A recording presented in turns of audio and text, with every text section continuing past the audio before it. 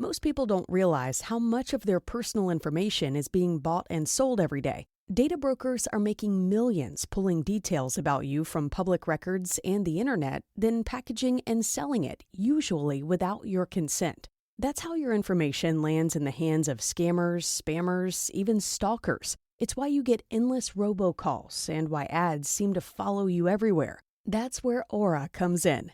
Aura actively removes your data from broker sites and keeps it off. They also instantly alert you if your information shows up in a breach or on the dark web. But Aura goes beyond data protection. With one app, you get a VPN, antivirus, password manager, spam call protection, dark web monitoring, and even up to $5 million in identity theft insurance, all backed by 24/7 US-based fraud support. Other companies might just sell credit monitoring or just a VPN. Aura gives you all of it, together at the same price competitors charge for just one service. Start your free trial today at aura.com/hidden. Protect yourself now at aura.com/hidden. This episode is brought to you by Progressive Insurance. Do you ever find yourself playing the budgeting game? Well, with the Name Your Price tool from Progressive, you can find options that fit your budget and potentially lower your bills. Try it at Progressive.com. Progressive Casualty Insurance Company and Affiliates. Price and coverage match limited by state law. Not available in all states. If your fashion wish list lives rent-free in your brain, you need to be on Poshmark. With Poshmark, you're shopping millions of listings from thousands of closets, each curated by someone with their own style. Vintage finds, designer pieces, and everyday staples all in one place. Search for your favorites or let the discovery come to you. Poshmark makes it easy to find what you actually want to wear at prices that feel like a quiet win. Download the Poshmark app today and use code PODCAST10 when you sign up to get $10 off your first purchase. Colette Louise.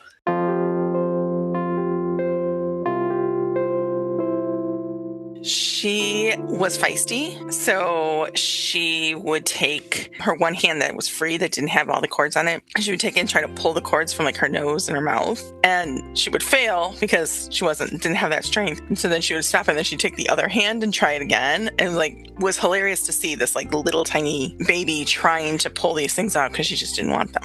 Welcome to Still a Part of Us, a place where moms and dads share the story of their child who was stillborn or who died in infancy. I'm Winter. And I'm Lee. We are grateful you joined us today. Please note that this is a story of loss and has triggers. Thanks to our lost parents who are willing to be vulnerable and share their children with us. If you're listening to this podcast, just know that on our YouTube channel there are pictures and videos that are related to the stories that are being shared. Subscribe and share it with a friend that might need it, and tell them to subscribe. Why? Because people need to know that even though our babies are no longer with us, they're still a part of us.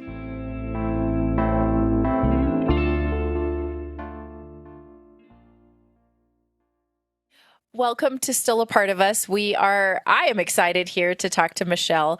Michelle and I actually met earlier this year at an event, and I am really looking forward to chatting with her. She has a sweet story about her daughter and also what she's doing because of her daughter. So welcome, Michelle. Thank you so much for coming onto the podcast. Thank you. So can you tell us a little bit about yourself, where are you guys kind of located, and also what does your family look like right now, and then maybe at the time that Colette was born? Sure. So we live in the Chicago area. My husband and I have been married for 10 years now, and we have two angel babies.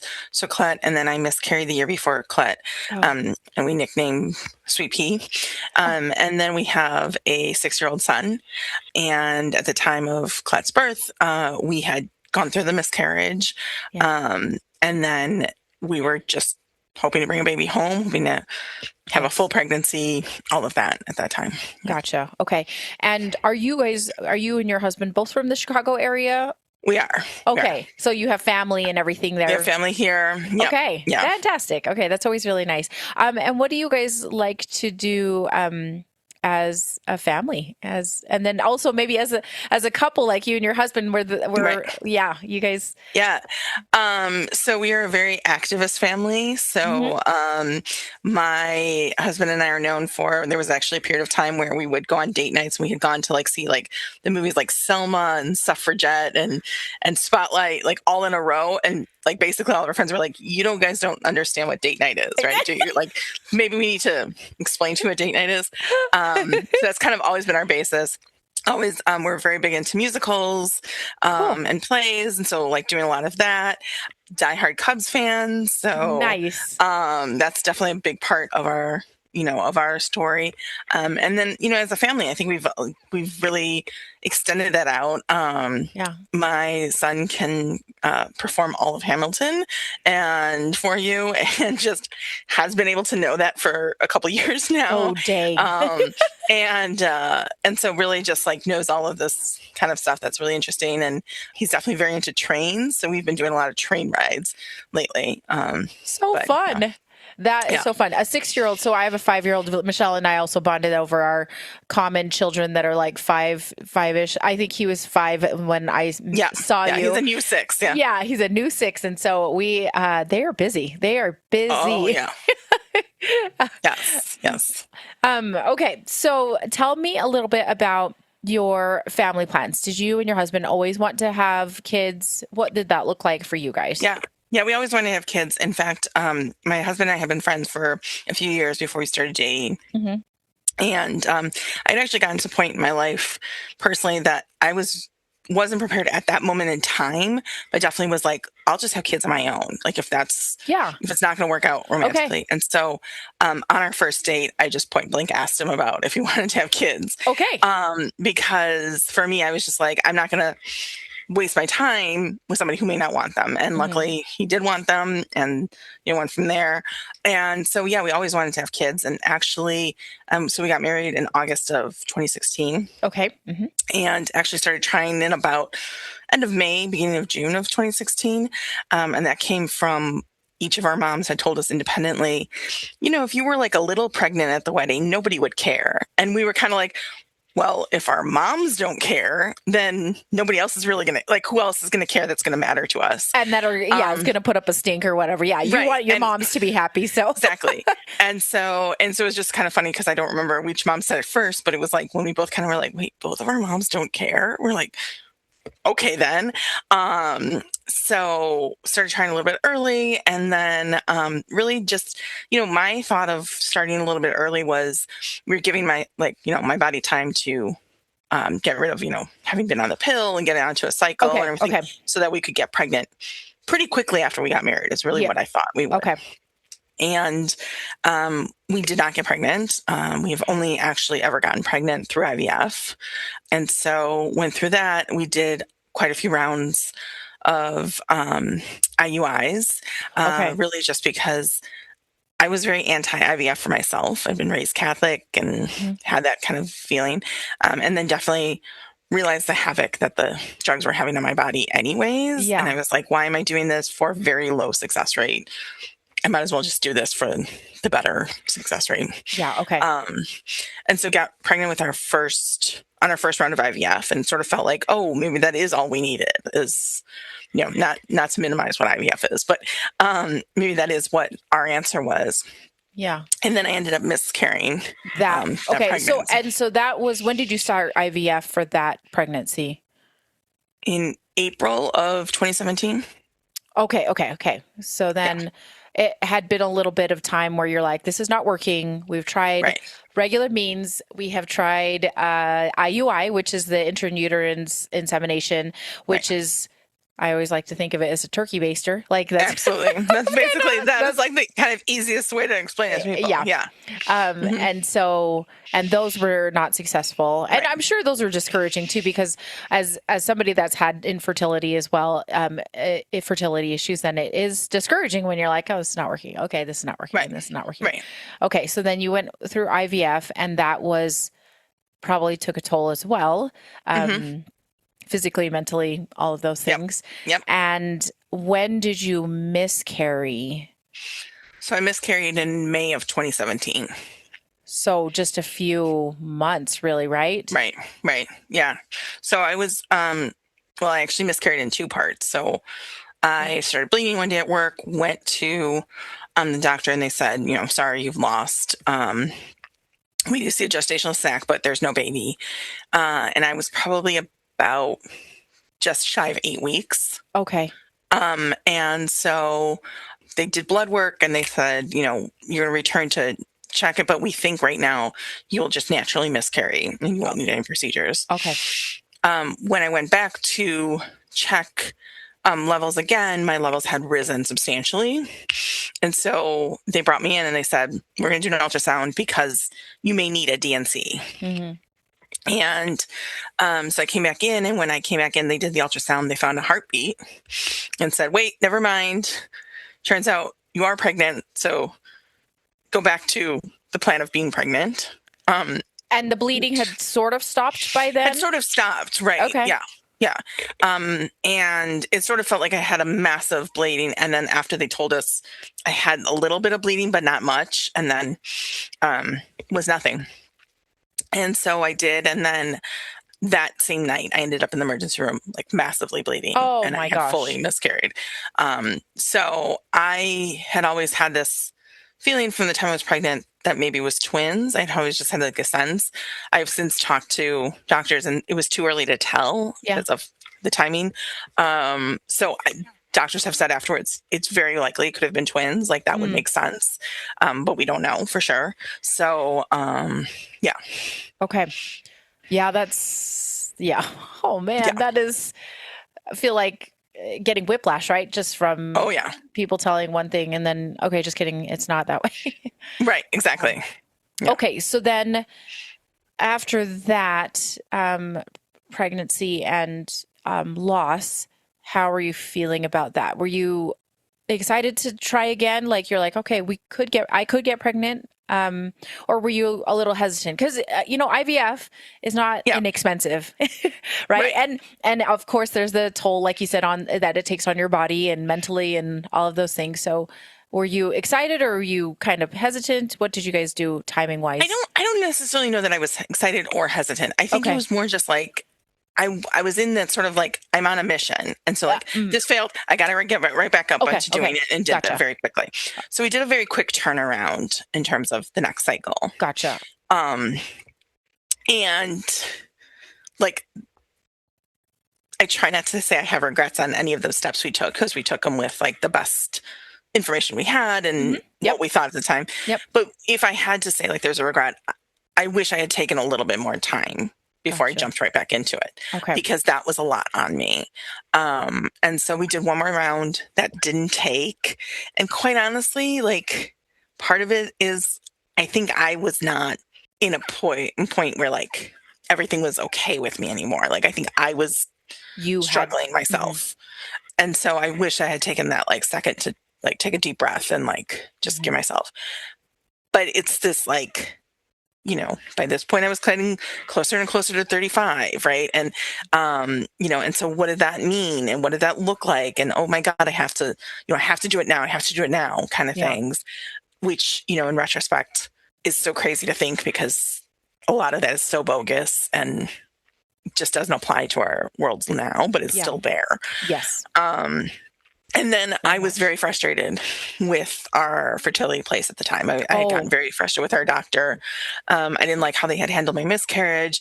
I didn't like sort of once the second cycle had failed, sort of the like plan. I didn't think like I thought they were just like throwing stuff at the wall and hoping it stuck. And I was like, that's great for some things, but you're not going to do that with my body and my family. Yeah. And so we ended up switching doctors night and day. Our second doctor, I absolutely loved. And one of the things that I really loved was that she herself, she was actually pregnant with her first, and she was an IVF mom. Okay. And so it was like, oh, you really get it. Right? Not only do you get it like this, you really get it. You've done the shots. And you've gone through all of this. And so we had to do another egg retrieval. My first egg retrieval had been awful on me, and I had said I was only doing one more, and that was it. I was never doing this again. And she really sat there and talked to me about, like, what is it that you hated? Talk to me about it. She adjusted meds, and it was actually like a really, like, it was not bad. Okay. Kind of egg retrieval. It was doable. It was livable. I could do it again. Okay. And so that we did that. And then we implanted in mid-December of 2017. 2017. Okay. Yeah. Yeah. And that took, obviously, and it was just one, right? You only did one. Only did one. Yeah. Okay. Yeah. And that took, I am not as familiar with how they do it for IVF, but like once they do the implant, you have to wait a certain amount of time. Right. Do they have you come back in? Are they having you take pregnancy tests? Tell me like what that looks like. I had to come back in. Okay. I know some fertility places have been different on different, I've heard from different friends. So I came back in about 10 days afterwards and took the test. The joke was, this was actually because of the time of December. I took the test a few days after Christmas. Oh, okay. On Christmas, my whole family was like, she's pregnant. We know she's pregnant, because I was so emotional. Like, I cried over these things, and they were like, if she's not pregnant, then this is weird. Like something else is going on. So found out I was pregnant, was this really thrilling, because just everything about it felt different than it had the first time around. Yeah. And although there was like more fear, there was also like, I felt we were so much more supported that it didn't feel as bad. And so it was really that. And then I did have two ultrasounds with my fertility place before I was discharged to my OB. Okay, perfect. And so things look good. I mean, I still joke about, I'm going to write a book called Where the Hell is My Glow? Because I kept waiting for that moment, and I just felt like all I did was throw up. Oh no. And I still laugh over a friend of mine. At some point we went to lunch, and she was like, oh, you're glowing. And I was like, that's not glow. I've been throwing up all morning. That's sweat. Like, yeah, you're like, what are you talking? This is the post-vomiting look. Right. It's not good. This is sweat. No. But otherwise, it was like a pretty normal pregnancy. So I did have some spotting at a point that was scary. I was put on bed rest for a weekend. Okay.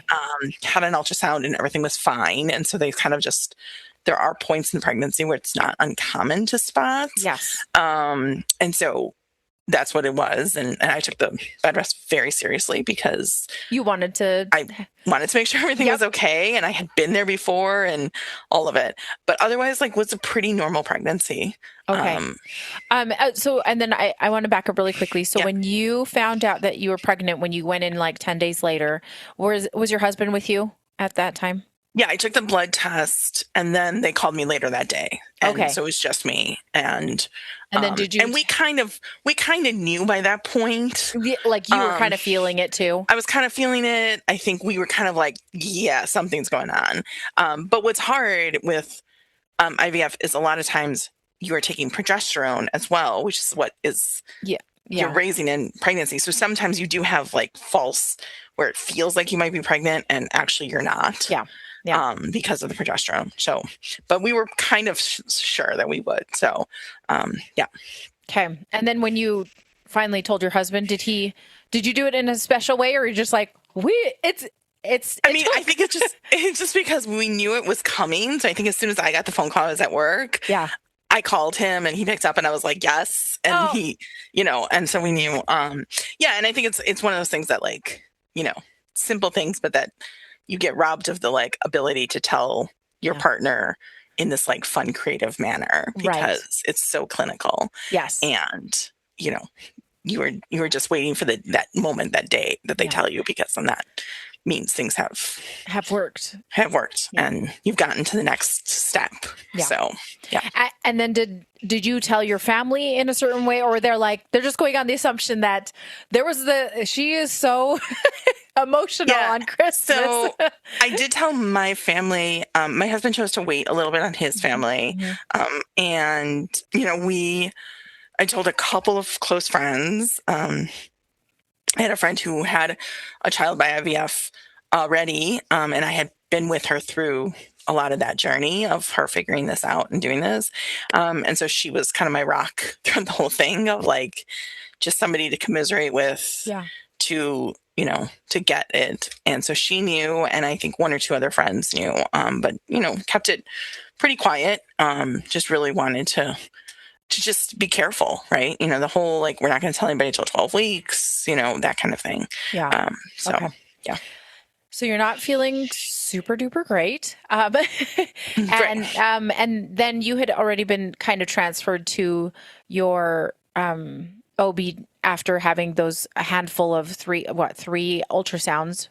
2, I think I had out with them, but okay, and then great. some blood work too. So my numbers were rising and everything was looked good on the ultrasounds and everything. Okay. Right. So then you transferred to your regular OBGYN. Is that somebody that you had already established a relationship before? Okay. Yes. So I had known her for several years.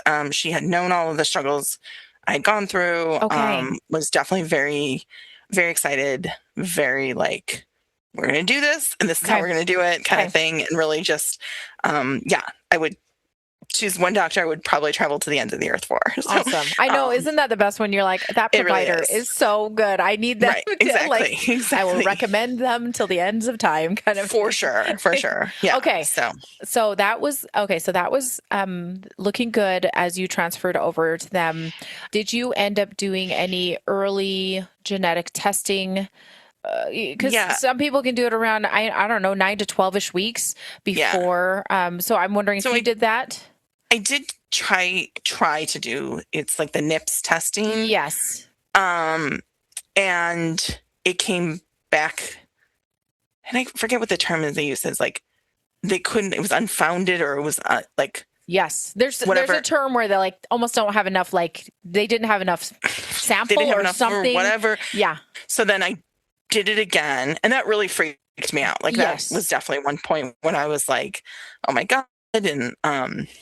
And one of the things that drives me insane is there's definitely a lot of blame put on moms, but a lot of like fat shaming too. So it's like, well, if you're overweight, then this is why sometimes this doesn't happen. Yeah. So I did the blood work again, I had gone to sort of like, of the like hospital system, it was more like a satellite location. And, like the first one, I was, be honest with you, the guy didn't totally know what he was doing because it's a different test. I'm doing this. So I was like, maybe that's what it was. So I made sure to go to like the one that's like at the hospital where the people know. And when I got there, I said, do you know how to can I be like with somebody who knows what this test is to do? And did this, ironically ended up being a woman who had gone through IVF herself. And like, we had talked. And so like, it was like this huge bonding thing where like at the end, she's drawing my blood, she's doing the whole thing. And then she's like, can I give you a hug? So it's always sort of interesting how, when you share just even like a little bit of your story, how many people are like, oh my God, let me tell you mine. Yes.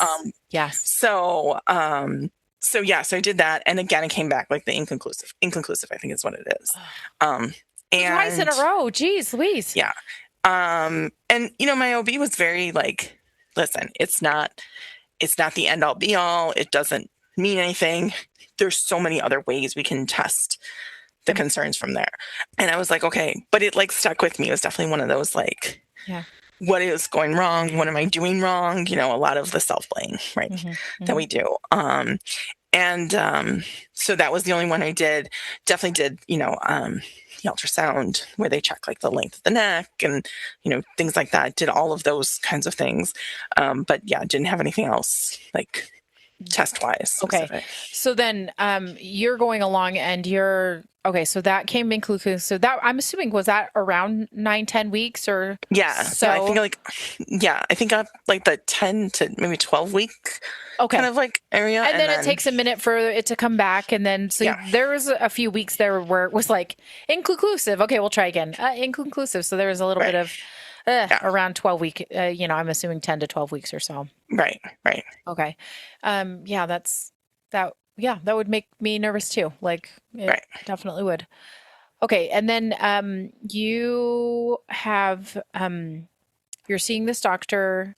Are you scheduled? Are they, because of the fact that you had a previous miscarriage, are they wanting to kind of see you a little bit more often, or are they feeling like you're okay? I mean, relatively low risk essentially, or what were their thoughts? It wasn't really extra, but it was definitely like with the implication of like, whenever you feel like you need that please come in. Like, Okay. we want to make sure that we're like seeing you and you're not spending, hours and days. Yeah. Like, oh my God, what if, like, come in, let's see it.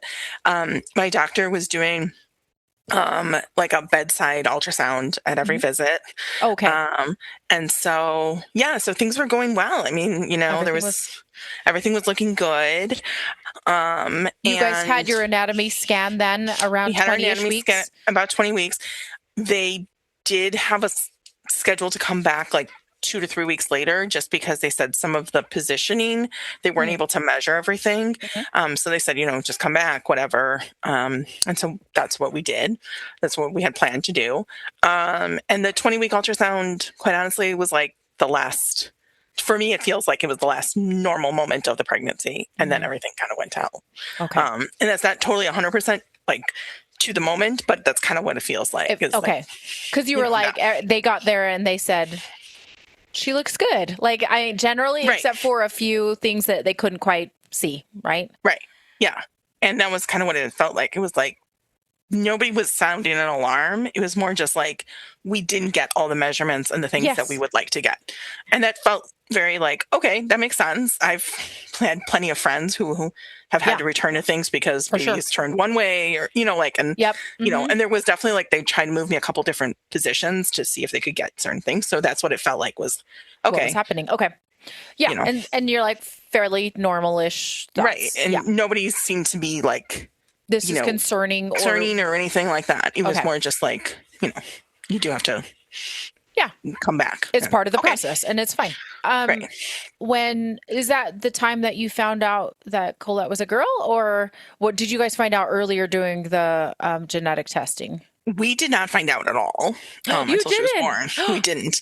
No. Now, I will tell you, I knew she was a girl from like the moment. Did you? To a point where like we always joke, my husband and I had a fight at one point because we figured out a girl's name. And then he said, okay, well, now we need a boy's name. I said, no, we don't. And he was like, you don't actually know this. And I was like, oh, no, I'm telling you, I know we're having a girl.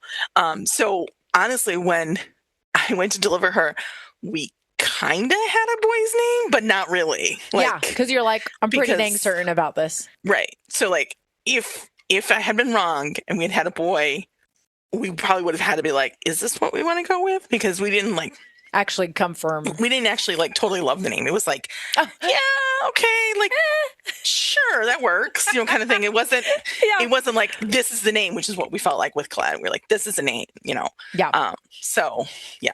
Oh my gosh. Okay, so you so a couple things. Was it just a feeling that it was a girl? Just a feeling. Okay. Yeah. Just a really strong feeling from like day one. Okay. Yeah. And did you have her name chosen out? We did. Okay. We did. So you really liked the name Colette. So tell me why you chose that name, because I think it's a beautiful name. It is, I think, unusual.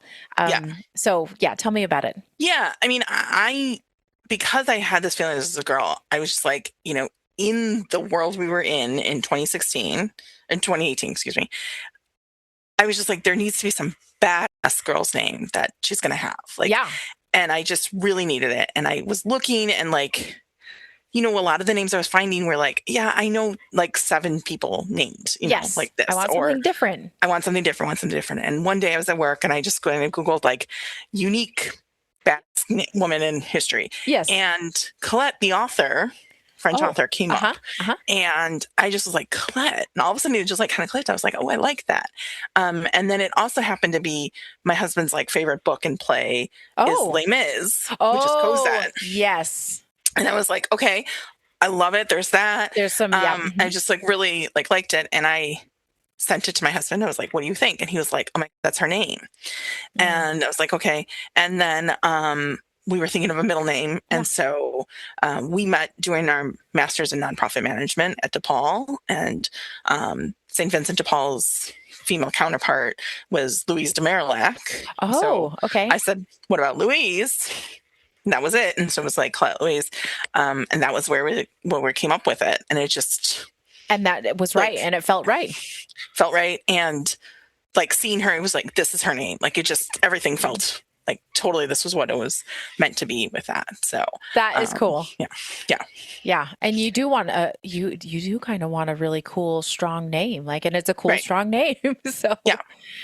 okay, well, fantastic. And then I'm curious if your family did anything with were they planning baby showers or There was, how that was going to look? Yeah, there was definitely a plan for a baby shower. So I was due September 7th. And so like mid-August, there was a plan for a baby shower. Okay. And so you guys are going along at the, like I said, midpoint, 20-ish weeks or so. And can you tell me how you were feeling around that time? Like, were you feeling a little bit better, or were you still kind of nauseated, vomiting? I still was kind of nauseated and vomiting. The best day I felt was like the day that everything sort of turned and I ended up in the hospital, was actually ironically the day I had felt the best in the whole pregnancy. What? Which is So unfair. so funny. I was like, rude. Where I was like, oh, this is what they mean by second trimester gets better, and that kind of thing. Yeah. And then to have like that, rug pulled out from underneath, like, never mind. Yeah. That's not actually what you thought. But yeah, no, I mean, definitely was struggling. I definitely was exhausted. I definitely was doing all of it, but was feeling better. It definitely was better once I told people at work. And so they just understood. People understood instead of me trying to like do this and cover for the fact that like I was, so I could say things like, oh my God, my pregnancy brain, what did you say? I'm sorry, and it wasn't me trying to like cover for that or, things like that. That definitely eased a lot of the stress too, in addition to, I'm sure, like physically, hopefully I was getting to a better place in a pregnancy anyways. But yeah. Okay. Yeah, still dealing with it. And then can you tell me, I know that you were supposed to come back in a couple, 2 to 3 weeks later. Is that right? From the anatomy scan to have another scan. So can you tell me how that looked or the things that were leading up to that point in time? Yeah. So that was at 20 weeks. When I was 21 weeks pregnant, I had this just really strong intuition that something was not right. And I couldn't tell you what it was. But I knew something was off. And I said, I'm going to make an OB appointment. And I went in and my particular OB can get really backed up with it. She's in a practice with a lot of other OBs. And I was like, I'm just going to see what I can find. And was basically like doing this. And I was like, and I still, even though I had this really strong intuition, like something's not right and I need to go in, I also was like talking myself out of it. Like, you're overreacting and you're like, what are you doing? Yeah. Whatever. And so I went on to look for an appointment and basically was like, unless I find an easy appointment that's like meant to be, I'm going to just chalk this up to, I'm just being crazy in my head, and it turns out my specific OB had an appointment the next day after work. Oh, like open. And I was like, okay, well now like the universe has spoken and told me you need to go in. And so that was my plan.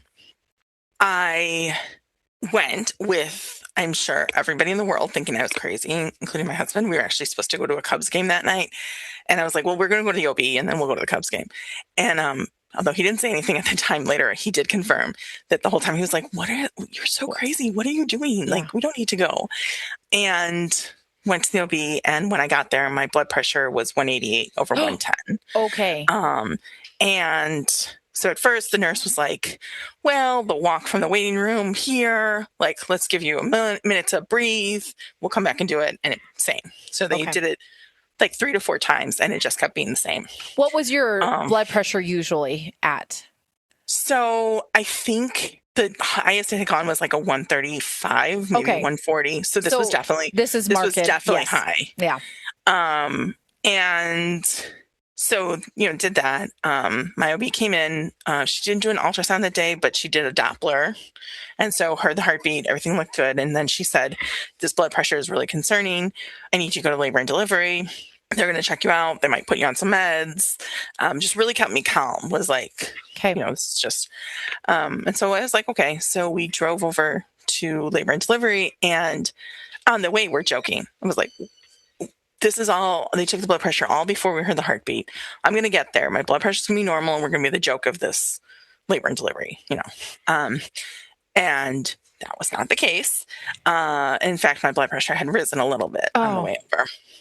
And so, there was all this stuff, went through this whole situation. There's still a baby resident that I either scared the hell out of and he ran fleeing from OB, or he is like the best OB in the world now. I don't know, because at one point I just total just bawling. Like, Yeah. I can't believe this is happening again. What is it? Just complete, the ugly cry and all of that. And I was hearing that they were going to admit me, but nobody was telling me why. And all I remember glomming onto was they said something about a 24-hour urine test. And I thought, oh, that's why they're admitting me. So they're going to admit me for this a night or two in the hospital. Okay, not ideal, but I can work with this kind of thing is really what I thought. And so they admitted me finally, it's like 11 p.m. My husband goes home. Our poor dog hadn't been out since, we had left in the morning for work. Yes. So he went home to let him out and to get a couple things for me. And while he was gone, my obese partner finally was able to come in. She had been in a bunch of births. And so she came in and she said, has anyone told you what's going on? And I said, no. And she said, okay, you have severe preeclampsia and you'll be here until you deliver. And so that was the evening of May 8th. Whew. And I wasn't due until September 7th. So just completely like, wait, what? Kind of thing. And, even though I considered myself very knowledgeable in all of this, I didn't know anything about preeclampsia. Yeah. The only thing I knew was an old episode of ER where a woman dies in the ER from preeclampsia. That's the only thing I knew. Yeah. Because nobody talked about it. Nobody said anything. Nope. Nobody did anything. And so it was this kind of like, wait, what? What are we doing? What's going on? Like, I have a job to go back to. Exactly. We don't have anything for a baby yet because it's only 21 weeks. Why would we have we're not whole plan? Yeah. Am I going to survive this? Right. Because you're thinking of the ER the episode, all this. And, and it was just very like, okay. And it was also, 12:30, at a.m. And so it was also like, I'm tired. Well, and we're going to just deal with the rest of this tomorrow. Right. And when they took you at the L&D, did they check the baby at that time as well? Because I know your OB looked at it, just did a Doppler, got the heartbeat and everything, but did they look at the baby then? They did. Okay. That was, I think, part of the reason why my blood pressure rose was the first nurse couldn't find her on the ultrasound. Okay. Yes. And then called for her supervisor who couldn't find. And then they called for the resident. And that was the baby resident that I think you may have scarred for life. Scarred for life. I'm not sure. Oops. And then he called in his chief resident, and the chief resident is the one who found her right away. But that may have only been like a 15-minute period. It felt like it was about 15 hours. So like, what do you mean you can't find her? Looking and trying to find. And like, move this way, move that way. And I would not. Oh, that makes me, Yeah. Okay. And the nurse who told me, honey, you need to calm down. Okay, sure, no problem. Yep, those words do not work, people. Right, exactly. I was like, okay. Opposite effects a lot of times. Yes. Okay, so Michelle, when you are told this finally by your OB's partner that you have severe preeclampsia, and what did she tell you about it? Or was she going to pause and wait to talk about it a little bit more in depth the following day? Because, being told, like you said, you are going to be on bed rest for the rest of the pregnancy. It would just be like, oh, how is this going to work? Yeah. I would be thinking that the entire time.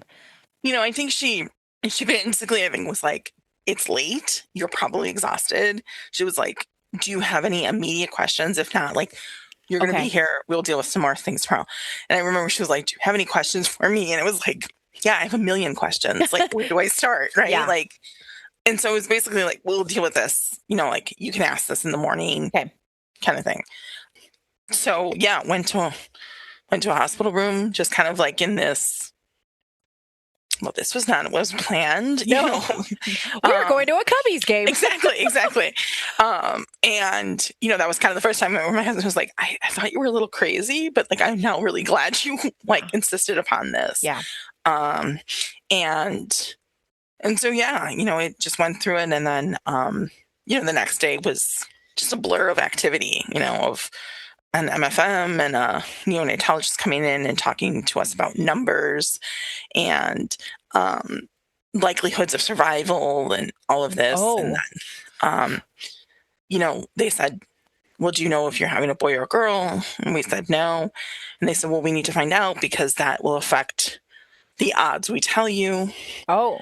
And I was like, okay, well, we don't want to find out. And they were, you know, they kind of insist upon it. So they sent me for an ultrasound. And basically what I said to the ultrasound tech was like, I need you to find out and you to tell the doctors. Don't tell me. We don't want to find out. And she was like, okay, got it. No problem. Did the ultrasound, came back and the doctors were like, okay, so what are you having? We're like, we don't know. Like they couldn't tell. No. You have to call the ultrasound tech. Yeah. And they're like, yeah, but then I said, look, and this You kind of just tell us the odds based on whatever you tell us. my motto. I was like, look, ideal went out the window yesterday. Yeah. So like, let's get to as close to ideal as we can. And for me, it was just one thing I could control, right? Yeah. I could control whether or not I knew we were having a boy or a girl. Yeah. I could control that. I couldn't control a whole lot of other things. Yeah. That I could control. So, so that's what we did, you know. We didn't know. We stayed in the dark about that. Mm-hmm. And, you know, they proceeded to tell us a whole lot of, you know, you need to get 24 weeks. At the time, our hospital's rule was they didn't intervene before 24 weeks. Right. So that became the goal. You know, it was like, we're doing this. It was like, okay, and we're making this your home. This hospital room is going to be your home for the next, we're hoping months, you know. Yeah. Which is crazy to think about. Yeah, for sure. Were you feeling any of those physical effects? How were you feeling? Because blood pressure is skyrocketing, right? You know, the funny part is like I didn't really feel any of the effects of the blood pressure. You know, I was scared out of my mind. Mm-hmm. I was bored in a lot of cases. Oh, yeah. Because I'm sure. it's like, you're like, I'm sitting here in a bed. Great. Yeah. Okay. I knew the inventory. I got to know the inventory of the gift shop very well because that was one of the things I could do. Like my short walks is I could go downstairs and go to the gift shop. And that was it. I knew that inventory of that gift shop so well. Like I could have told you the second something like moved out or in something new. because I knew that inventory very well. Oh my gosh. And you know, I was able to do some work from my hospital bed, which the doctors and nurses encouraged just because they were like, if not, you're going to lose your mind. Yes. Just like sitting here and not having this, you know, and just had doctors constantly in and out of my room, just checking on me, doing things like they would check my legs to make sure I didn't have too much fluid. Mm-hmm. I was having my blood pressure checked every 3 hours. I was on an IV with blood pressure meds. Yeah. I mean, it was a constant, like, you know, in and out of doctors to do it. And, you know, really just hoping and having a big calendar on the wall to cross off the days because we were getting, you know, it was like, let's get to 24 weeks. Let's get to 24 weeks. Yes. And whatever that took. And that was really just the goal. Okay. When you entered, let me just make sure I've got this correct. You entered the hospital 21 weeks, and was it a few days or was it right on 21 weeks or? So I was probably right at 21 weeks. Maybe I was 21 weeks in a day. So you did definitely need to get to another, 20-ish days, 21 days to get to 24 weeks. Okay. Yeah. So it sounds like you're doing okay. Lots of, just being in bed. Yes. Lots of being in bed. And for the most part, like they were able to get my blood pressure under control with meds. They did. Okay. Pretty well. Okay. And that was kind of the test. Like, we're going to keep you as long as possible until either we can't control your blood pressure anymore. Okay. Or I was getting blood work done. And like, if the livers and stuff had started to rise to a point, either that or we see babies in distress. Okay.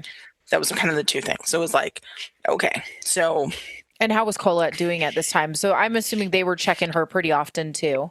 They were checking her pretty often. So what it turns out was when I was admitted and they did the ultrasound, they came back and said she's measuring about 2 weeks behind. Oh, okay. And they said at 1 week, we don't worry about it because not everybody is up exactly at the same, Yeah. to the It's day. just, They're like, at 2 weeks, we start to be concerned. Our hope is that once we're here, you've controlled your blood pressure, that we will see a catch up of growth. Okay. And so that was kind of just the hope, was like, we're going to just see that, we're going to monitor it. They would do like the fetal heart rate on me. They'll strap me in to do that, a couple times. And just sort of see if there was issues. So there was, I think, 2 to 3 times where like the heart rate dipped a little bit, and they would send me down to be monitored in labor and delivery. And then it would rebound, everything, and they would send me back up. Okay. And so that happened a couple times. But otherwise was like pretty good, Okay. Did this. I had one, ironically, it was my mom had already had plans to come over before all of this had happened to watch the royal wedding. So Meghan and Harry's wedding with 3 a.m. or whatever. And so when this was happening, my husband was staying every night. And I said, you know what, why don't you take a night and you actually get like a good night's sleep in an actual bed. Yes. And my mom and then my sister will stay and we'll watch the royal wedding. Watch the royal wedding in the middle of the night, right? Right. And this sounded like a great idea. And when they came in to check my blood pressure, like I said, every 3 hours, so it's probably around the 12 to 1 a.m. kind of thing, my blood pressure had spiked. Oh. So they were increasing my meds. They at some point told me stop eating because we might have to go into a C-section. All of this. And are you close to 24 weeks by then? No, so I was probably about 23 weeks at that point. So, which, like, I know my mom was like, well, look, if you have the baby, you can call the baby Meghan or Harry or, all this stuff. And I was like, shut up, because I can't deliver the baby yet, know, kind of thing. It was funny, though, that when my husband got, my sister had been texting with him from the get-go, basically. When my husband got there, he goes, the one night I leave her alone with you guys. This is what happens. This is what you do. Come on. And so luckily that rebounded and it was okay. And so that was, they had gotten to a point and they would tell me ever so often if they had to raise my meds, like, where is it that we would top out and like that we can't go up anymore, in which case we then have to consider a delivery. Yeah. And I wasn't there and I still had room to grow. And so when I was 24 weeks and 5 days, they did a repeat ultrasound. And again, with the hope of some catch up of growth. And there had been no growth in those 3 weeks. Oh. And so they came and they said, at this point, we're recommending delivery because there's more we can do on the outside than we can do right now. And that was timing out with the same. I had 1 to 2 incidents within the couple of days of the heart rate would drop, and then I had been down to labor and delivery because they didn't know if I would go. And so we agreed. We decided to go ahead with the let's do this and deliver, kind of thing. So emergency C-section, kind of a crazy time with all of it. And with the we made it to 24 weeks. Yep. Thank God. Now we're good. This isn't gonna be this is gonna be an easy road, but we got here. We can do this. Kind of thing. And an MFM who told me that when I was admitted, that their big team meeting, they had said they didn't think I would make it a week before I would deliver because of where I was at with all of everything. To which I said, you really should have just told me that, because that would have spurred me on to go longer. Because that would have been like, oh, hell no. No, that's not me. Thank you very much. So emergency C-section, they got her out right away. And it was funny because one of the nurses, my mom was convinced we were having a boy, wouldn't listen to me.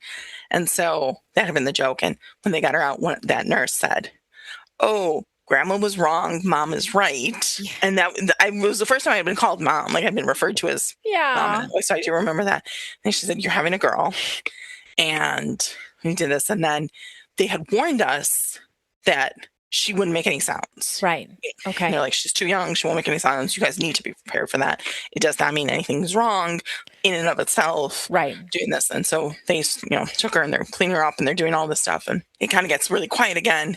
And I hear this squeak. And I just remember being like, is that her? They're like, yes. And everyone said, but she shouldn't make that sound. That's not, she doesn't have the, and, and I remember thinking, yeah, because this is my best daughter that is going to defy all of your odds. And what are you talking about? Of course, she's going to make a squeak and she's going to do whatever she can. And so, they were finishing, closing me up. And Mark, my husband, we had sort of, we hadn't officially said this, but we had implied this, was that once we got to a certain point, he was told how long they would need to kind of take care of her there before he could see her in the NICU. Okay. And so he said, I was going to go. And I said, oh, absolutely, please go. I said, give her, tell her I love her. And, and so he left. And then that was when my C-section started to get traumatic. So, the epidural, they were having problems putting my intestines back in and the epidural wore off. So I actually felt them on me. Which is very scary. And the anesthesiologist was like, we're going to have to put you under to finish this. And it had happened the day or two before when I had been down in labor and delivery. I had talked to anesthesia at that time and they had said, we're really going to avoid putting you under because with the preeclampsia, that carries a whole bunch of risks. Yeah. Yes. So when they were saying they were going to put me under, obviously I understood it had to happen. Yeah. But I really thought, I'm not going to wake up from this. Yeah. And was like, okay, they got her out. And I remember thinking, okay, well, at least I know what her name is, so she doesn't have some stupid name that my husband would come up with. To which he's always like, what stupid name did you think? I was like, I don't know, but at least I knew that. Gosh. That is hilarious. And, and then my husband and I had a chance to like say goodbye to each other. And like, if that was it, that was it. Like I was prepared for that. And so they put me under, they finished everything up, got me back. Total shock to wake up in recovery. Because that was not at all what I was intending. So that was weird. And then, I was still on a magnesium drip, which you're on for 24 hours. Mm-hmm. So they were going to send me up to my room and my husband, God bless him, who is very laid back and goes with the flow, for probably the only time since I have known him, he flexed muscles and was just like, no, she is going to meet her baby in the NICU.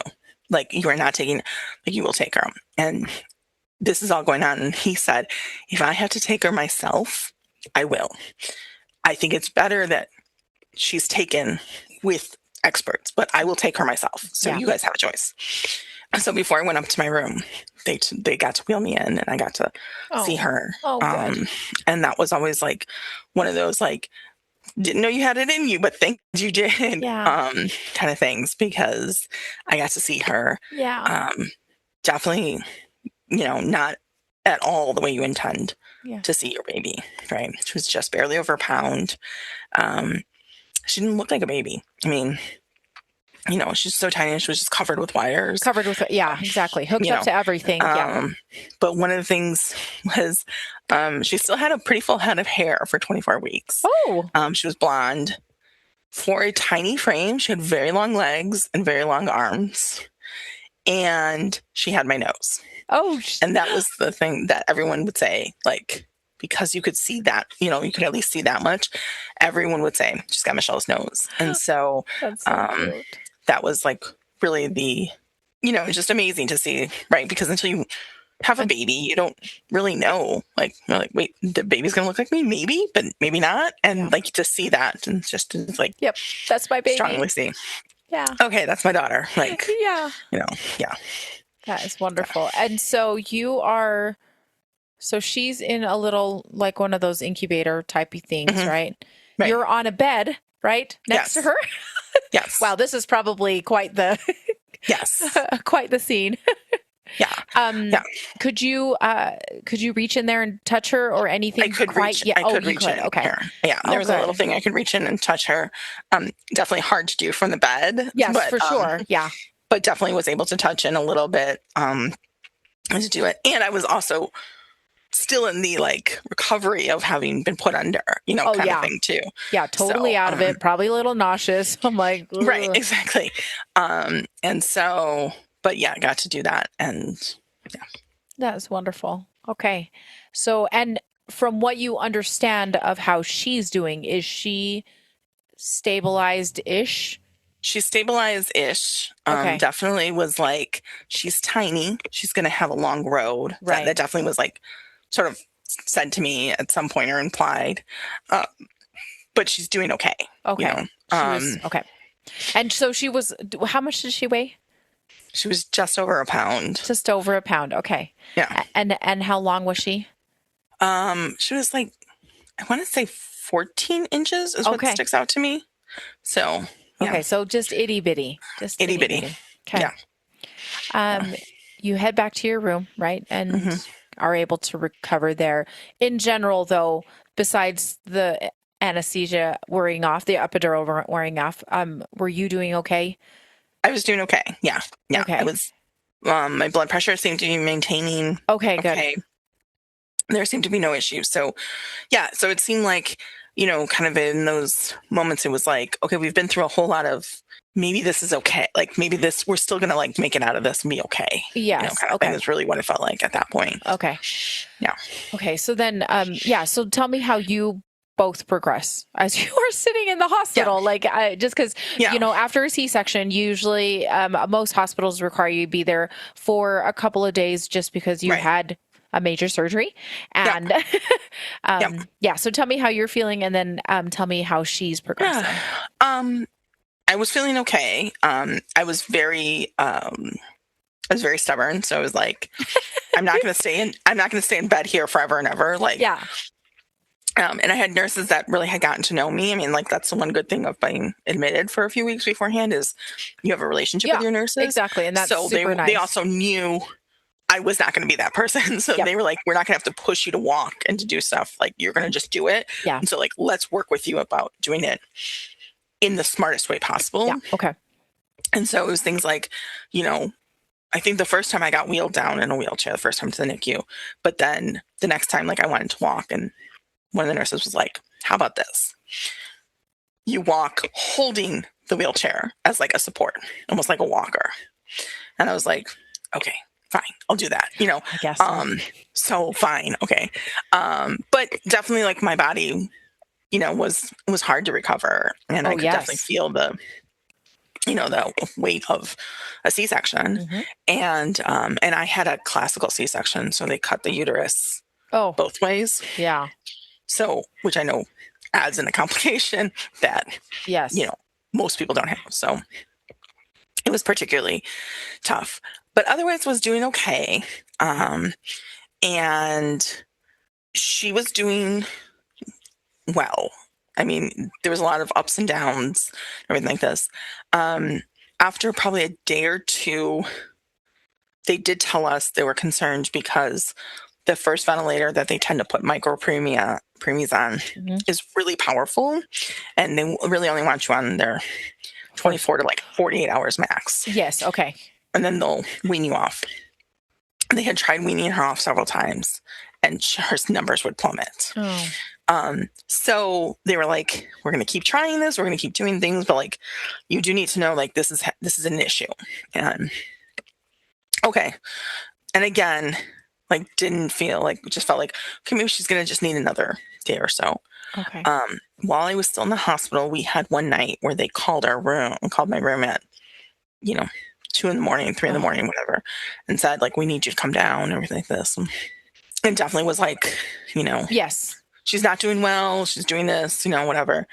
They brought in, the attending came in, and she was great. She was very old school. And she was like, right away, she was like, okay, let's take the cover, off the isolette, like, stop looking at this, like, look at the baby.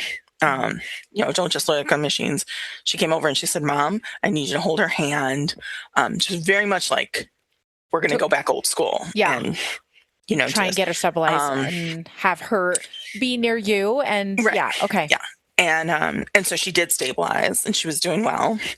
And then I got released. So she was born on a Wednesday and I got released the Sunday. Okay. So that happened like Friday, I think it was. Yeah. And, seemed to be good. And then I was released and I couldn't keep anything down food-wise. Oh, no. I would throw up everything.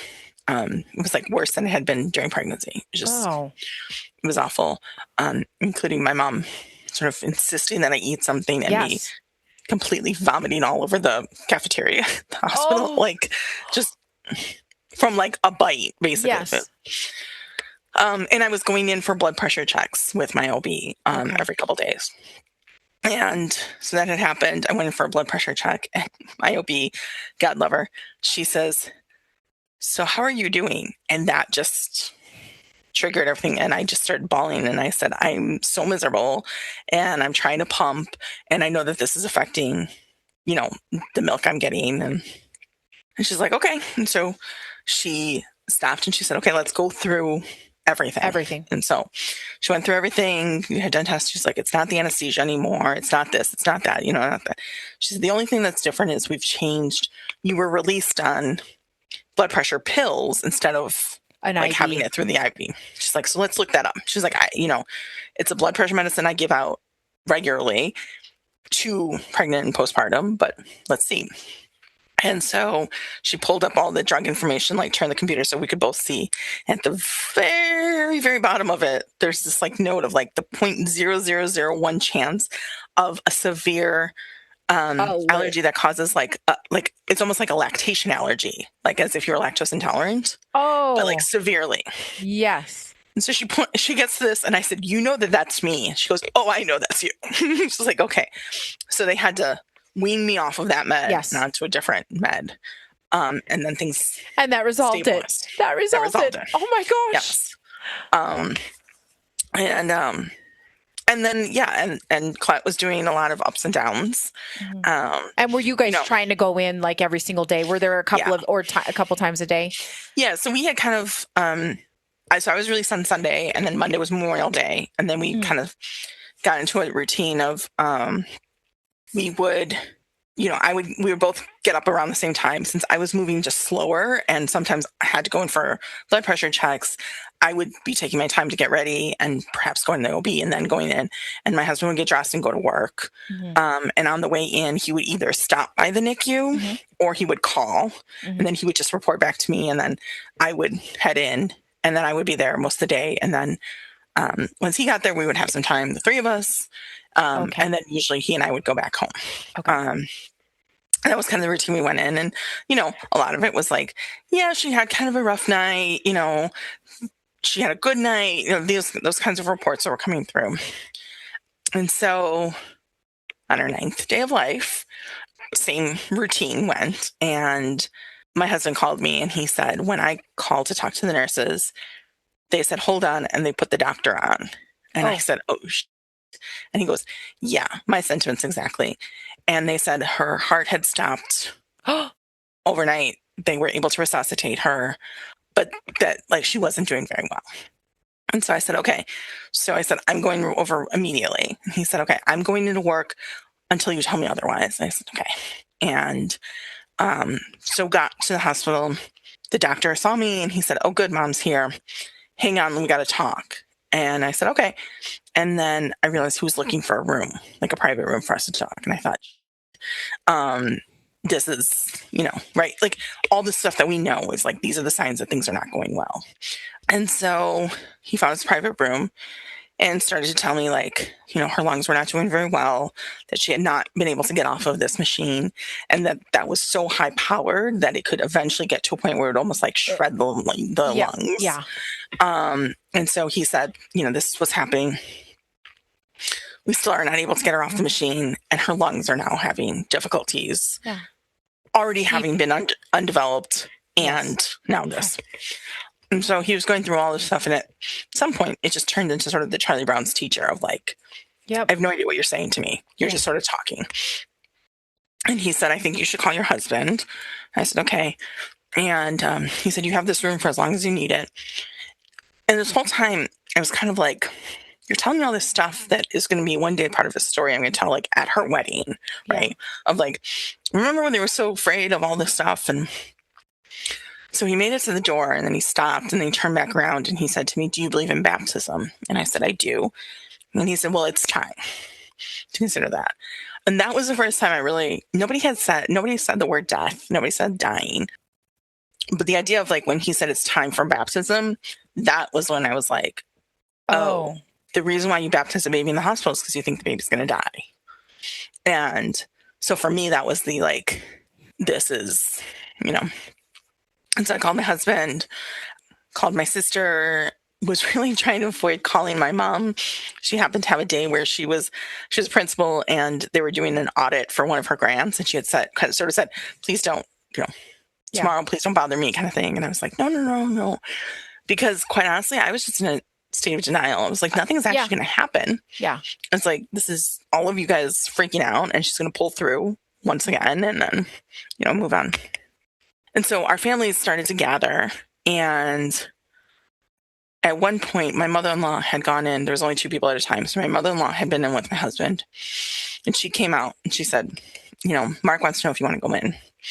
And in our NICU, and a lot of NICUs, they have us like a sacrosanct shift change hour where all the parents are kicked out while they do the shift change. And we were like less than 5 minutes away from a shift change. And I said, no, it's fine. I was like, let's go get something to eat. We'll come back and, once the shift change is over. And she said, okay. So we were sitting in a family room, and the nurse came in and said, Mom, we need you. And I like looked at the time, and I was like, but it's shift change. Like, okay. And it was just like, you could feel walking around the family room, like the whole dynamic had shifted. Like the looks I was getting, the whole vibe was like, you're setting up for this. Like, that this is coming. And when I got in, they had taken the cover off of the isolate, and nobody else was in the room, like, doctors and stuff, but no other parents or anything. And then there was like, more of the sort of Charlie Brown's teacher of all the stuff they were telling us about numbers and everything. And so my husband and I sat there, holding each other's hands, really doing this. At some point, my sister came in, and she had her hand on my shoulder. And that was another indication of like, they were very strict about two people at a time. Yeah. And I was like, they're letting in somebody else, and we're here during shift change. This is really not going well. But again, I just kept thinking something else is going to change, right? And then there was a point, and I have no idea how much time passed, where I felt the doctor starting to say, and I think I heard him start to say something to the effect of like, it's time, and I'm sure to say like, to make decisions. And I remember, I think I only screamed this in my head, but I honestly don't know if I screamed this out loud. Just saying, like, feeling like a screaming of me, like, Colette, please don't make me make this decision. And saying that, and as soon as that thought, the scream was out, her number started to plummet. Oh. And so I always consider that like, one of the best gifts I've ever gotten, and the gift I got for my daughter was that I didn't have to make that decision. She kind of took it on herself. And so, then we were told, we will keep her comfortable. We'll keep her, alive. We will get her baptized, and we will take her, and the two of you and your families can hold her, and we will check twice. And then, when she passes, you guys won't be holding her. And so that's what they did. So we waited, and we got her baptized, and we went to this room. And so, my parents, my mother-in-law, my father-in-law had passed years before. Our sisters and their husbands were in the room, and we got to hold her. So first time we got to hold her was as we knew she was dying, and everyone got to hold her. And then she came back, and she died in our arms. the doctor came in and checked for the second time. And I remember it felt like he took a long time to check her. And I thought, oh, this is the story, right? She's just going to miraculously pull through and be fine.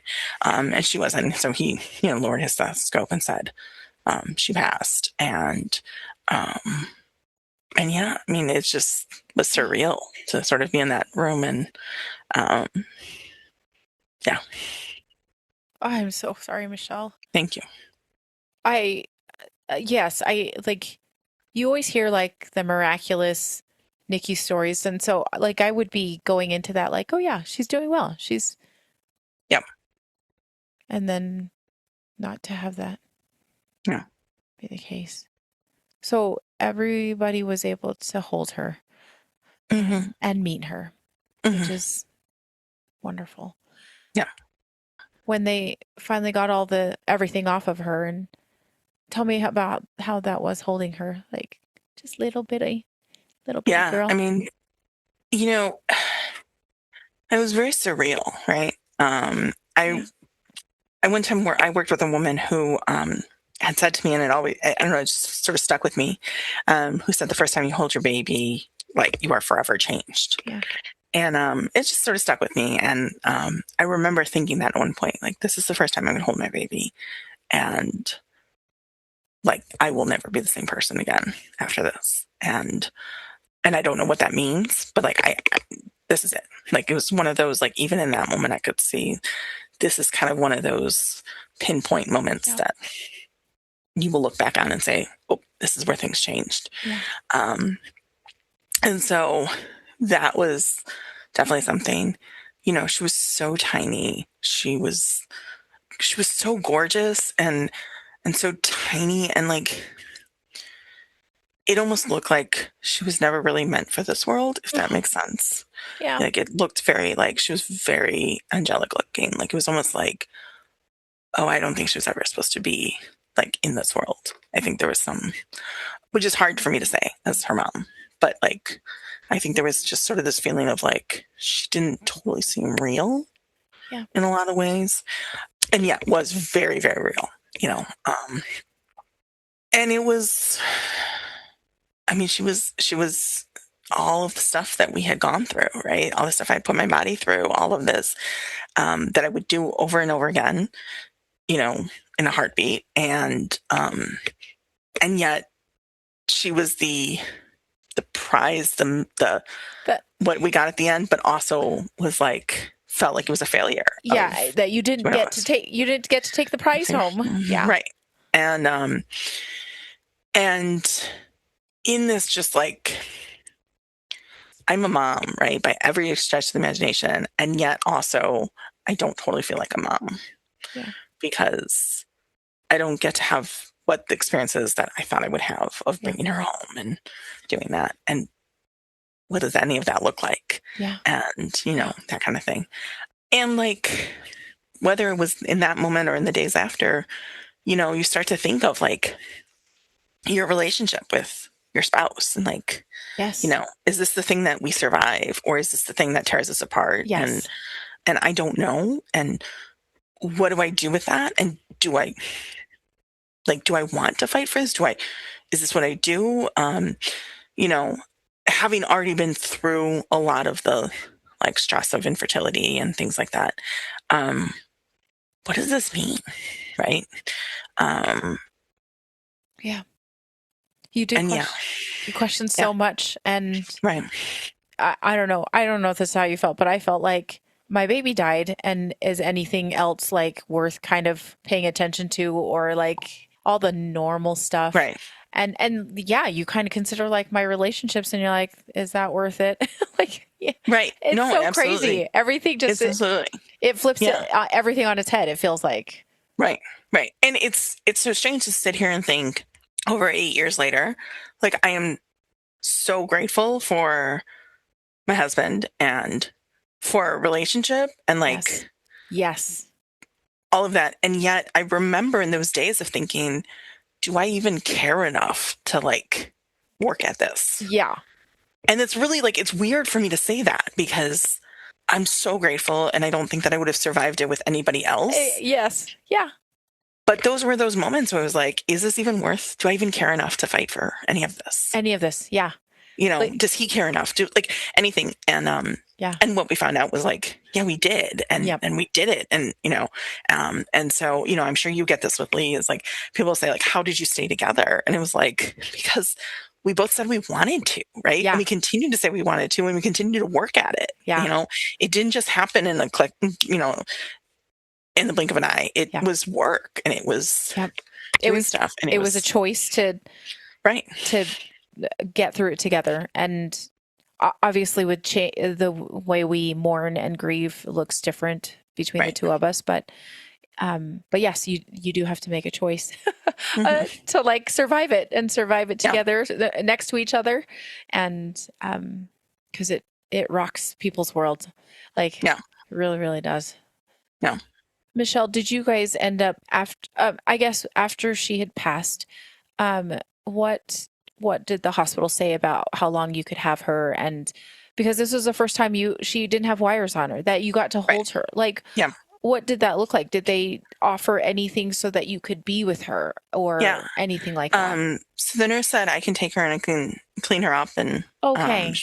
She did have some wires still on her, and so she cleaned her up with wires, and then she came back with an angel gown that was made out of a wedding dress, an old wedding dress, and she did it. And then they had asked, do you want pictures of her? And I remember thinking, I don't want pictures, like, and luckily our families were there, and they said, get the pictures. Get the pictures.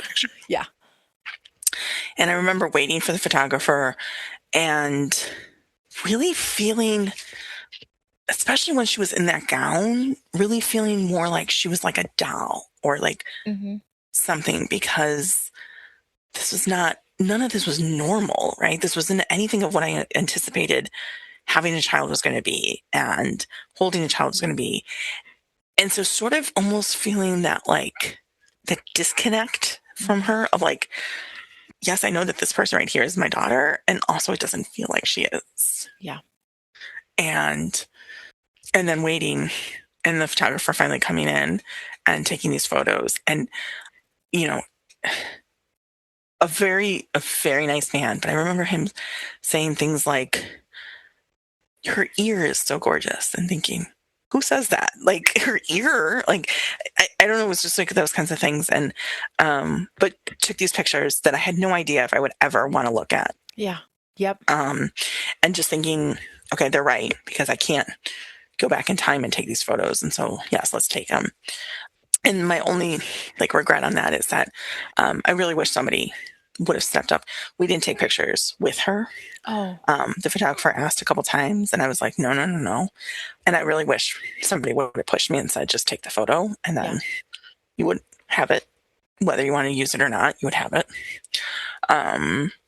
But those photos were, and still are, I mean, prized, treasured possessions, because they established that she was here, and she was real, and she existed. And I think it's easy for, not that I would ever forget, but I think it's easy for the world to sort of erase her in a way. And I think a lot of people do that to make themselves feel better. And it's like, instead I get to be like, no, this is her, and this is how she shows up in the world. Yeah. Were they able to do any handprints or molds? Yeah, we got handprints and molds of hands and foot. Yeah. And just really, I mean, did everything the best that they could. Yes. In a really crappy situation, completely, that nobody wants to be prepared for or do, or anything like that. Yeah. And I don't know how long we were there. I never felt like we were rushed out. Okay. Which so you was were also able to be with her and take that time together. Yeah.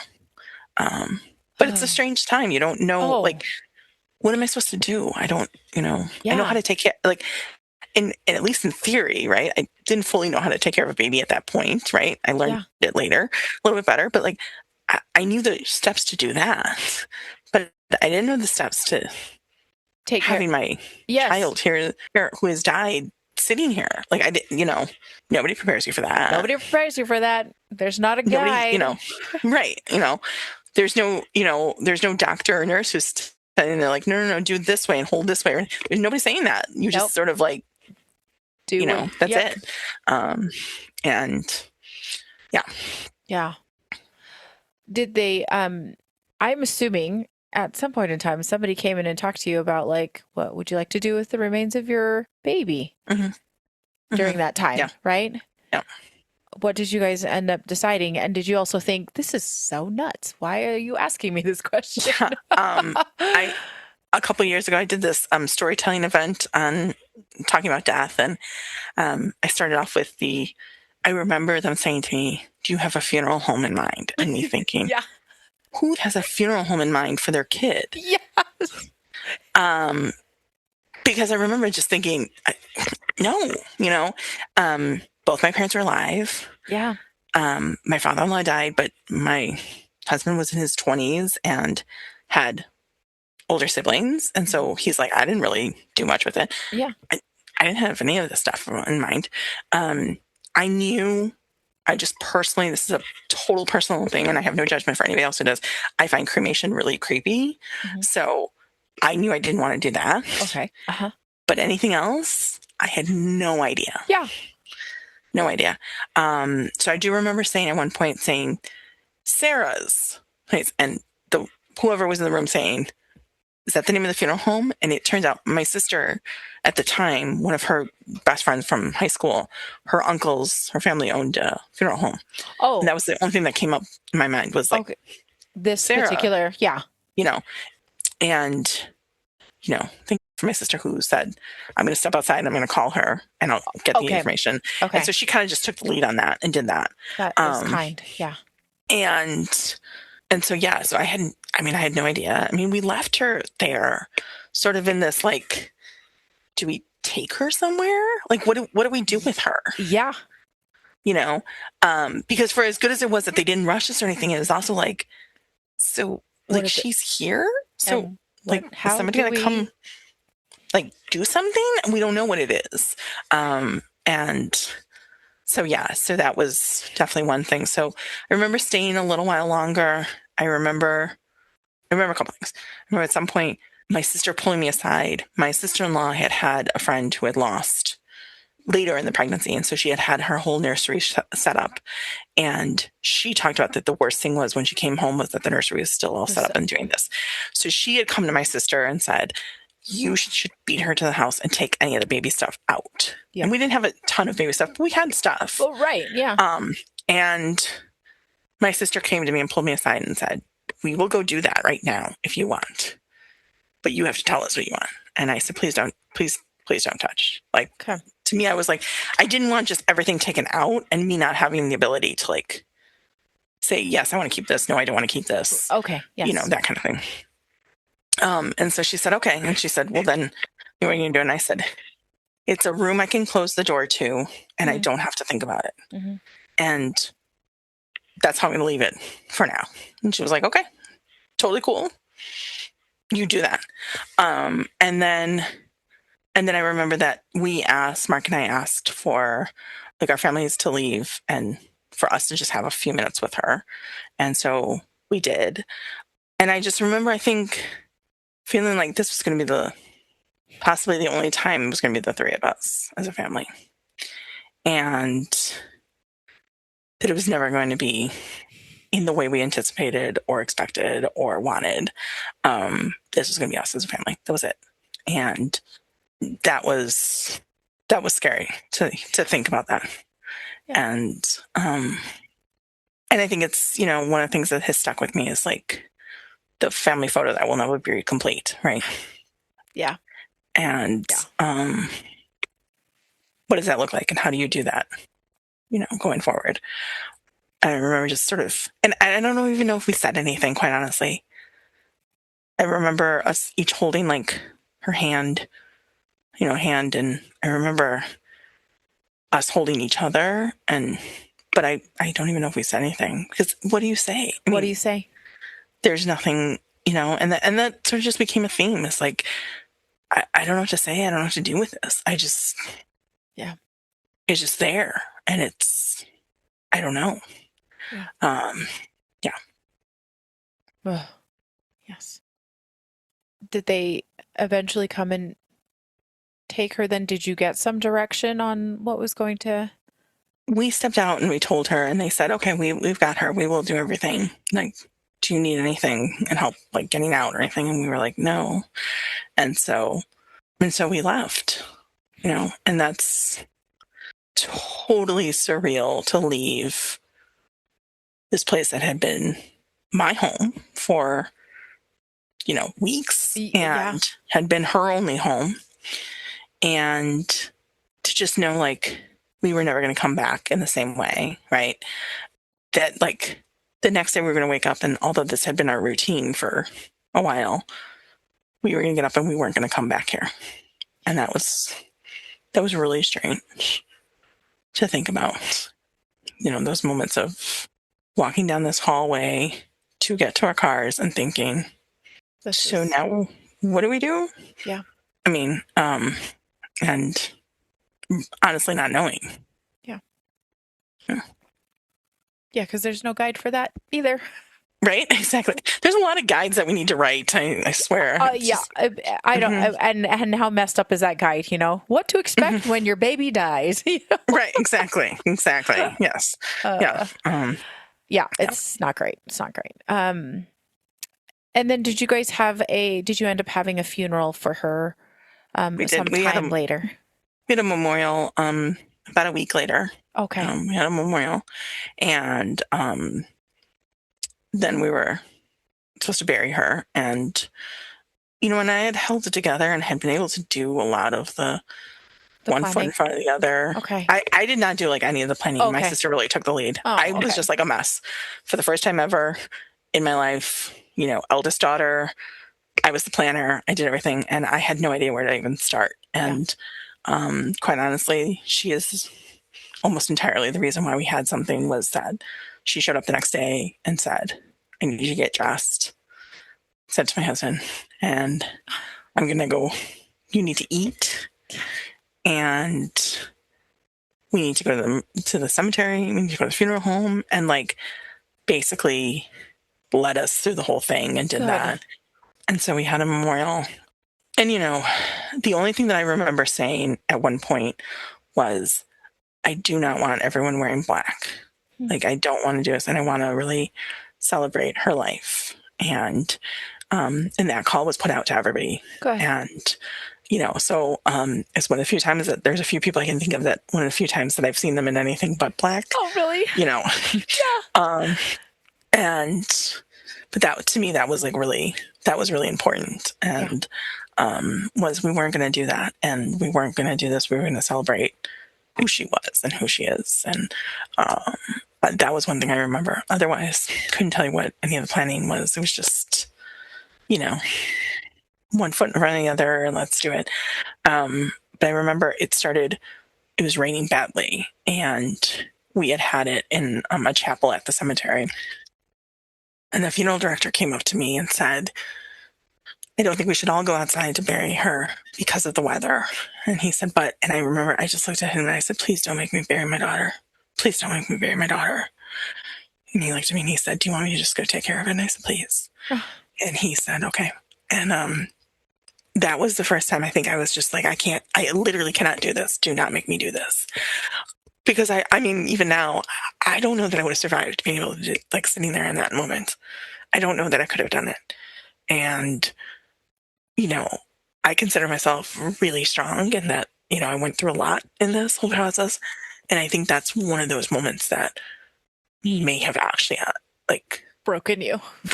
Yeah. And I'm always thankful that he didn't, push it. And he said, okay, do you want me to go do this? And I said, yes, please. Please do this for me. And he said, okay. And he took the casket out and did it, and came back and said, Yeah. And I said, okay. And there's things I wish I had done differently. And that is one that I will never second guess, because I don't think I could have done that. Yeah. And and I didn't, and it was just, yeah, it was just one of those, this is not anything I'm supposed to do. This is not what I signed up for. This is not anything. Please don't make me do this like one thing that's going to be horrible. And yeah. Oh, I'm so sorry, Michelle. Thank you. And thank you for sharing Colette's story. I feel honored that you were willing to tell us all of it, and that she had this short little, brilliant little life, and so grateful that we got to hear about it. Thank you.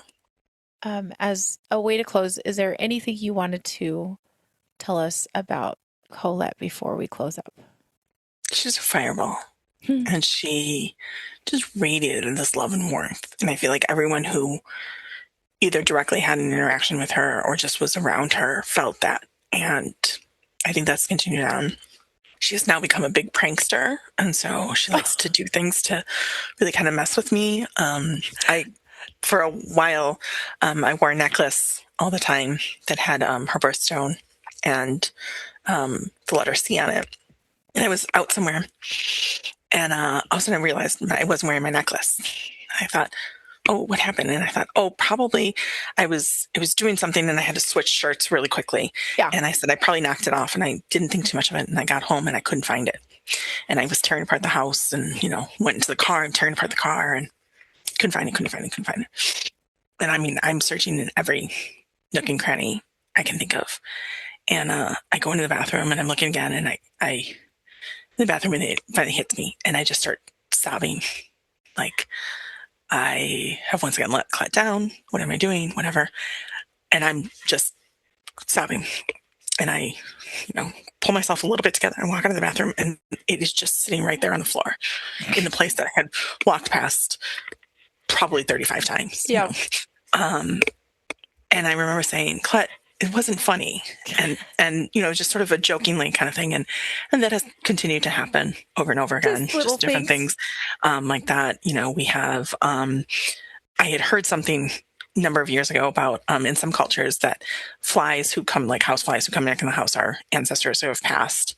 And we were in bed one night, and this fly kept coming around and coming right near me and sort of almost like dive bombing me. Yeah. And I kept, okay, kind of thing. And it was just one house fly. He just kept doing it to me. And finally, I'm half Cuban, I'm fluent in Spanish. And my big thing I'll say is ya basta, which is that's, I've had enough. This is, when I say this, my son knows, right? If my mom says ya basta, yep. kind of thing. And I just said, Colette, ya basta. And the fly flew away and never never did the dive bomb again. And so there's just these little things where I very much feel her, and I think that's her remembering that, reminding me that she's around, and she's causing a little bit of trouble because, of course, I wanted my girl to cause a little bit of trouble. Yes, exactly. And you're the one that she wants to make sure that you know that she's around. That is wonderful. I think that's fun that you get to kind of know, you feel like you know her and her personality even now. So I think that's beautiful. Yeah. Michelle, thank you so much again for sharing Colette's story, and just feel her spirit, feel your spirit and your love for her. So thank you again so much. Thank you.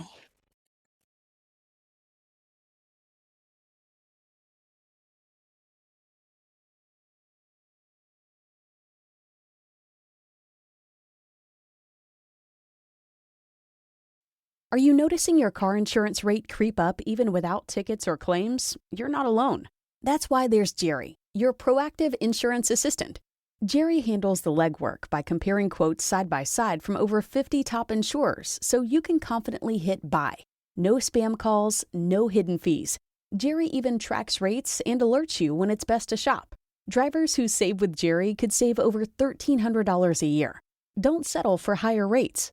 Download the Jerry app or visit jerry.ai/libsyn today. That's jerry.ai/libsyn. Marketing is hard. But I'll tell you a little secret. It doesn't have to be. Let me point something out. You're listening to a podcast right now, and it's great. You love the host, you seek it out and download it. You listen to it while driving, working out, cooking, even going to the bathroom. Podcasts are a pretty close companion. And this is a podcast ad. Did I get your attention?